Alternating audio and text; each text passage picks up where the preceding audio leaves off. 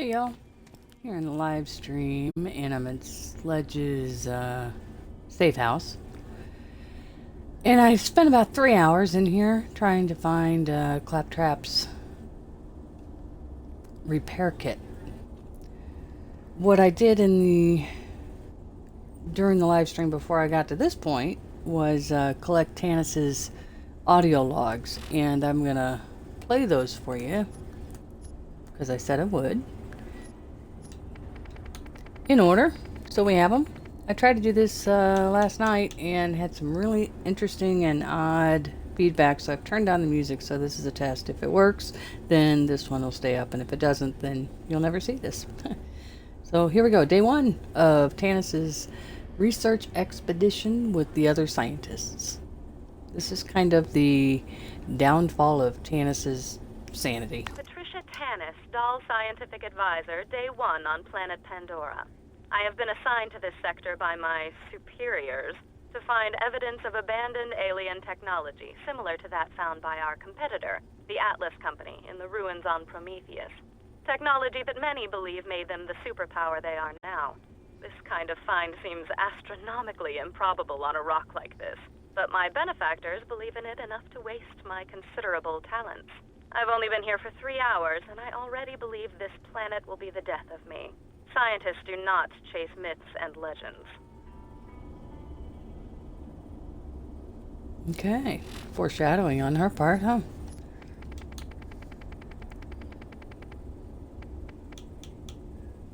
Well, actually not. It wasn't the death of her, but it was the death of many. Day 43 on Pandora.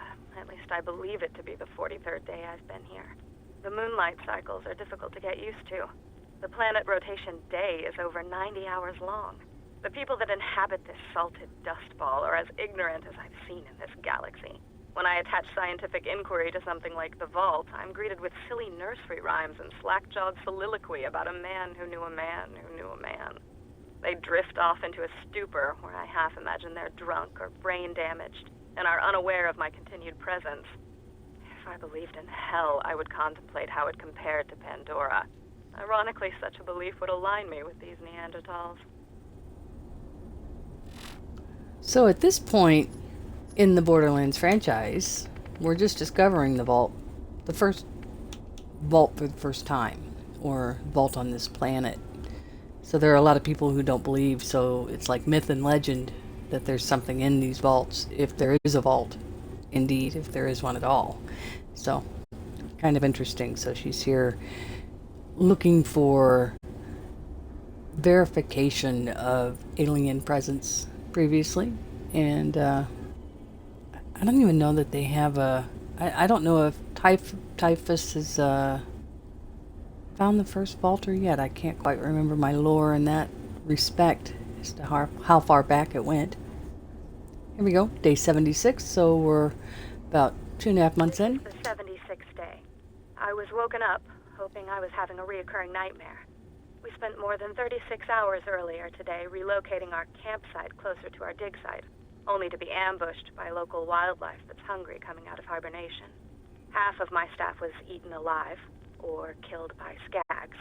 I survived by hiding under a colleague of mine who was being devoured on top of me. His name was Carl. My emotions are deadened, and I grieve for none of them.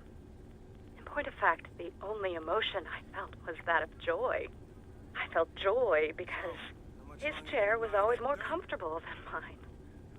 I took his chair, and then I noticed the emissive glow on the rocks at the dig site.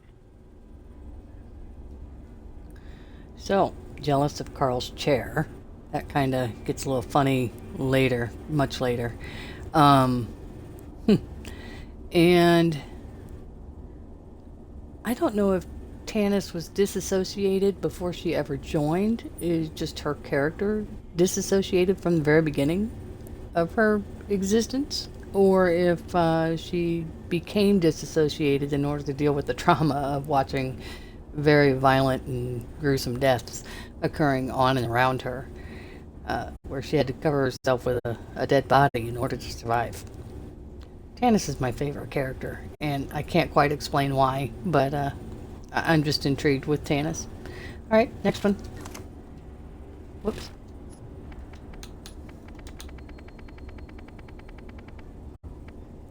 Day 119. Day 119. I sat in the shower in tears for just under an hour. This is interesting, considering we haven't had water for days. I equate my ever-decreasing sanity with that of the population of my dig site. With the investigation of the symbols and glowing patterns at the site, we finally unearthed arguably certifiable proof of the existence of alien life having been here on Pandora.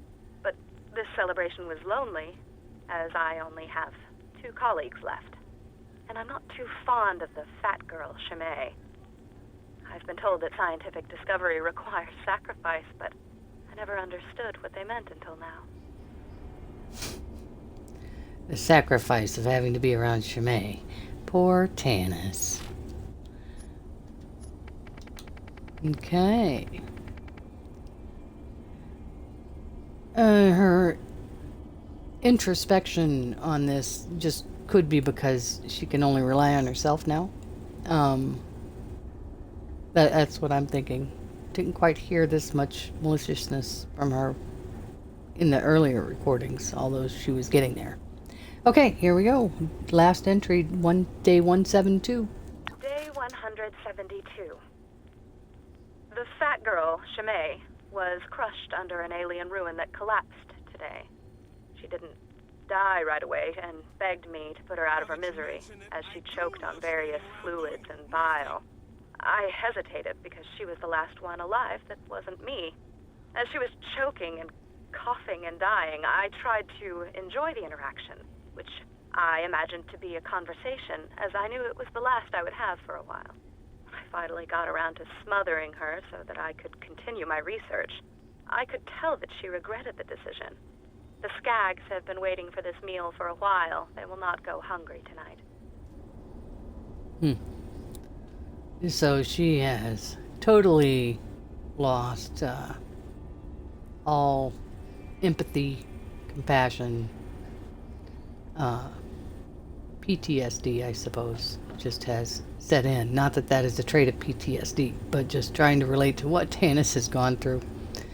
So hopefully this recording did well and doesn't have funny, like I'm talking through a fan kind of vibe to it. Sorry, Mordecai was talking during that because he was upset that I had stood still for so long.